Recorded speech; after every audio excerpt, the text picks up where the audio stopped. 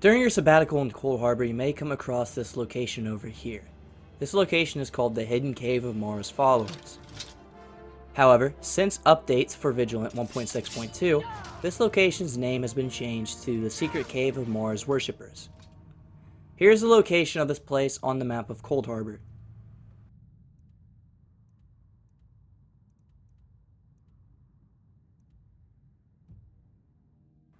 Let's go on and head inside.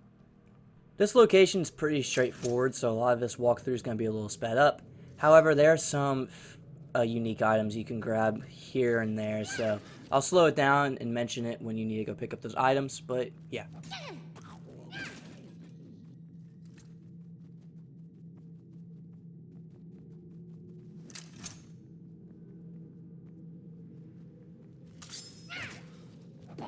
Here in this room right here, once you take out these petty enemies, to the right in this little hole in the wall, we can find some soul-shriven remains hidden. Be sure to take those, as once you consume one of them, you will gain 1 plus karma. I'm pretty sure it's just 1 point. To the left, we have a adept locked coffin. Not a boss chest coffin, but it's just a regular coffin. You get regular loot out of it. I still suggest looting it if you want some good stuff for your playthrough. Now we head onward into this little bridge area. Don't jump in the water. I'll tell you that now, because there's nothing there for you guys unless I miss something completely. And there's a bunch of plague leeches you really don't want to deal with, and it's a hassle to get up. So yeah, stay on the bridge.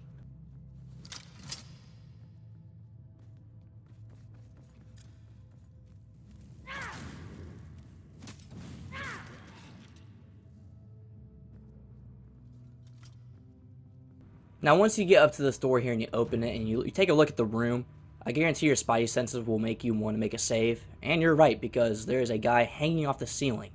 Once you walk down these stairs, he will drop down on you and a boss fight will commence. MARAM the Slaughterer is a pretty tough fight. He's big, he has a big hammer. He shakes the ground every time he lands an attack, or attacks in general. Staggers your camera, does a lot of health damage. He's pretty annoying. Some tips I have for this fight include to stay ranged. If you're more of a ranged character, then you should be good. Try to stay away from his melee distance. If you are a two-handed warrior like I am during this walkthrough, take your best shot. He's pretty tough. Just know when to disengage and when to engage and attack him. Learn his power attack animations and stuff like that, and you should be in good hands. Once you do get MARAM on his staggering last breath, he will gain karma, and you will also gain a Temple of Mara key. Let's go ahead and loot his body, shall we?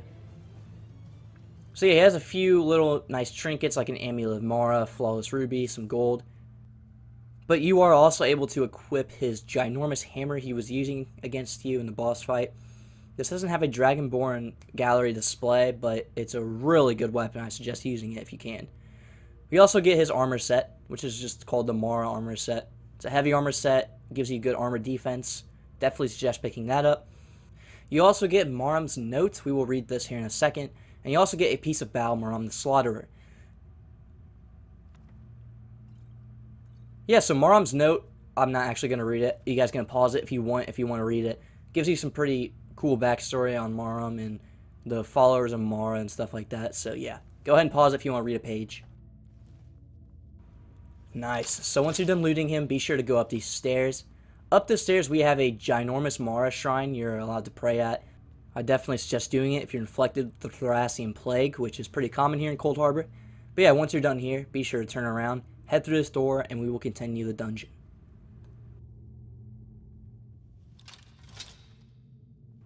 Once you head inside, you will come across a new enemy type, the followers of MARA. They're not too strong. Don't really worry about them. You can take them out with ease, especially if you have all this overpowered gear that I show you guys in my walkthroughs. So yeah, take them out. By the way, that kill move was clean. I love that. Yeah, take them out. To the right, we have a skill book under the bench here. Basically, you just increase your alchemy by reading it. You guys know how skill books work, I hope. So yeah, now we're going to head left.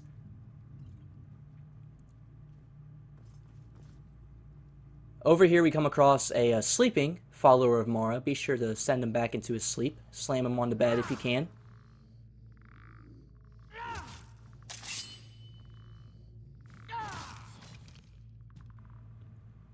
And once you send them back to a deep sleep, over here we have a Dragon Soulstone. Now this is one of the consumables of Vigilant adds. Basically when you consume it, you will gain 1 Dragon Soul. So yeah, definitely be on the lookout for that, especially if you're a Dragonborn, or you have Emperor Gorius' sword, because that sword is stupidly overpowered if you have a good amount of Dragon Souls on you. And I will go over how to get that sword in a later walkthrough. It's not in this dungeon, but yeah. Anyways, just be sure to follow me, as this dungeon's kind of straightforward from here on out. I'll speed it up so it's not a bore to watch. If you need to slow it down, be sure to use YouTube's playback speed feature. And yeah, see you guys in a sec.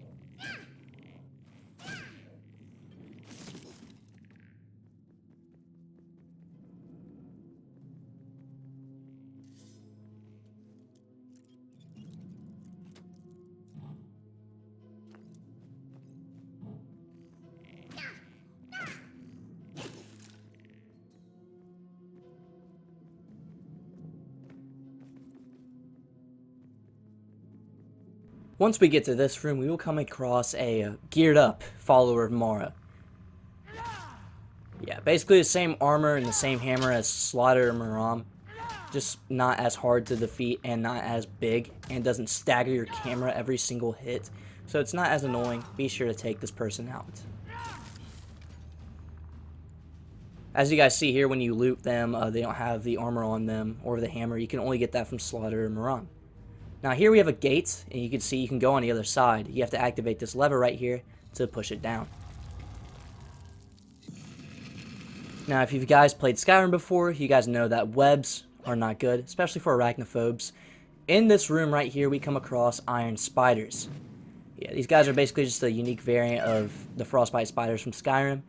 They're pretty easy to take out. Just watch out for their flame spells. If you have any potions that help you resist fire damage, that helps out tremendously here. Now I didn't show it here, but you can actually loot the iron spiders and receive iron ore and a good amount of fire salt. So if you do need those items, be sure to loot the spiders. I'll show you guys here, I'm pretty sure. Yep. You can also search the egg sacks, and you can get iron spider eggs. Another unique alchemy ingredient Vigilant adds. So if you're an alchemist, then definitely loot all these egg sacks you see.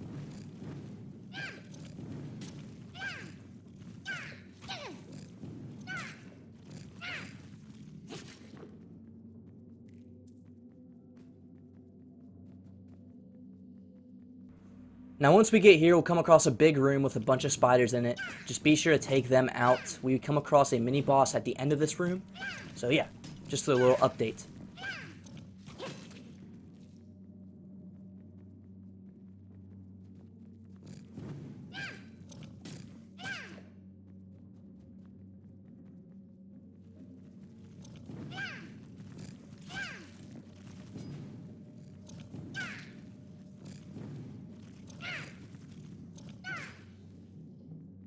Now once we get to the end of this room, we come across a mini-boss named ARIA the Whisperer. I'm pretty sure she is nude. I don't know. I didn't even take a chance to look. Be a gentleman and make sure you look down when you fight her. She isn't too tough. I think she inflicts poison on you if you get hit by her a good amount, so just be aware of that. And yeah, just take her out.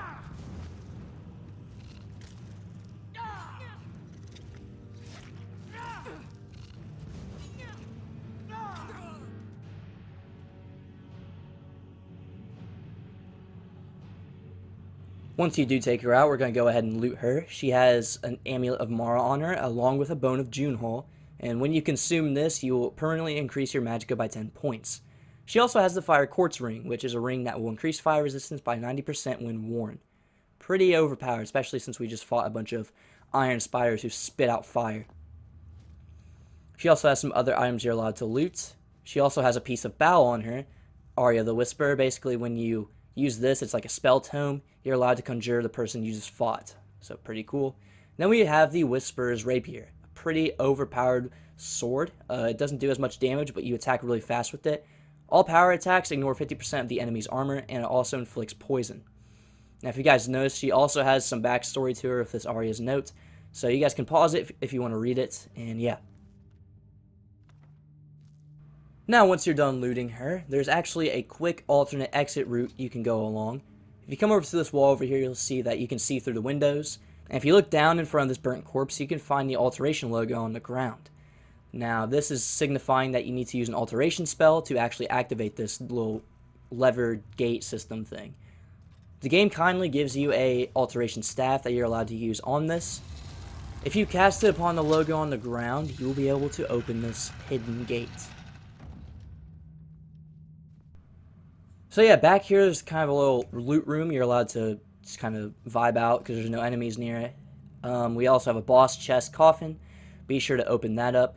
We do have a dead follower of Mara. The game kind of sets it up to be like an important NPC on the ground, but it really isn't. Just a typical enemy that's already dead. Yeah, so make sure you unlock this coffin because boss coffins have a good amount of loot in them. It's definitely worth looting every single one you see, and lockpicking it, of course. Just look at all that loot. And then on this throne, we have a note from the slave trader. I'll have a separate video going over all the locations of the notes and what all of them say. So, yeah, I mean, there it is. I'm not going to go in depth with it now, but yeah, that's the end of this dungeon. It's a pretty short one, not as long as the other ones I've walked you guys through so far. If you keep following me, you will see that there's a lever here. If you activate it, this little hidden gate will open, and we'll come across this room right here. There's an enemy waiting for you on the other side, so be sure to show him the other side.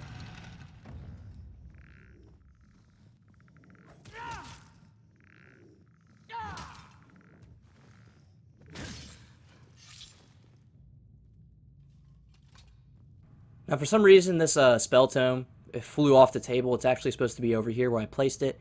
It's just a vanilla bound sword spell tome. Nothing unique that Vigilant usually has here. But yeah, I mean, that's the dungeon. That's it. There's really nothing else here to go over. If we kind of go back out to this exit over here, you'll notice that the room on the right that we didn't go to at the start of the Temple of Mara segment of the video, that's where we come from. So yeah, it's basically just an alternate exit route. That's why I didn't go to that room at the start. And yeah, that's it. All you gotta do is just kind of head back out to the secret cave here and go back through the entrance.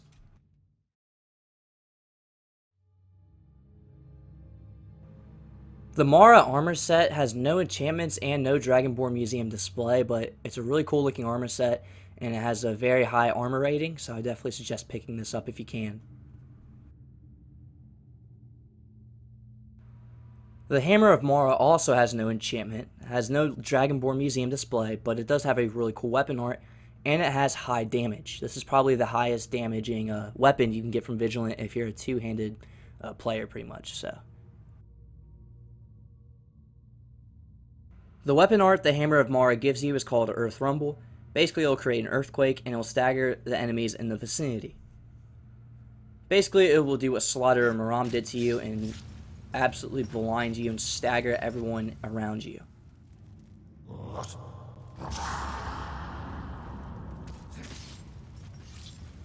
It also does really good damage. I don't know if it's just me on novice difficulty, but it does a pretty good amount of lingering damage.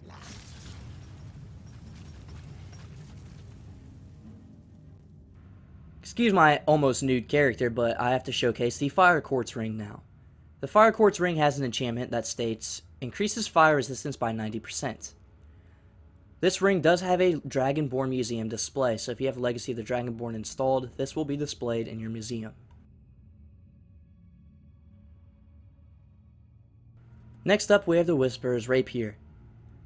This rapier has an enchantment that states, power attacks ignore 50% of armor.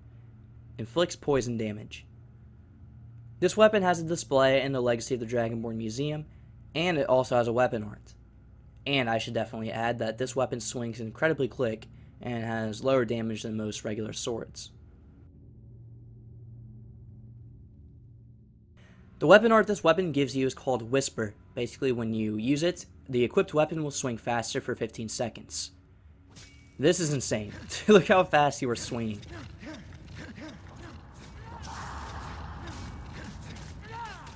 Now, it may not do a lot of damage, but the DPS you're getting compared to a regular sword or a mace or an axe, it's pretty crazy. Now I'm going to showcase the 2 spell tomes we received throughout the video. The first one is the Piece of Bal for Aria the Whisperer. Basically, when you consume this, you will learn a spell that will allow you to conjure Aria the Whisperer.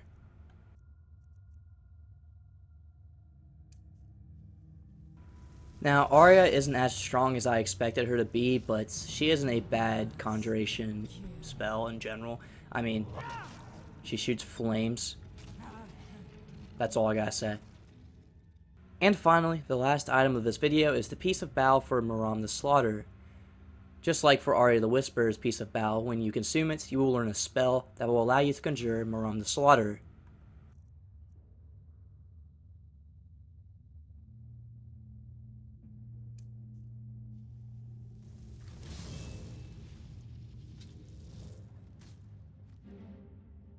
Compared to Aria, MARAM's definitely stronger. He is definitely a brute force, and if you have the Magicka to conjure him, I definitely suggest using this as much as you can, because he is pretty powerful.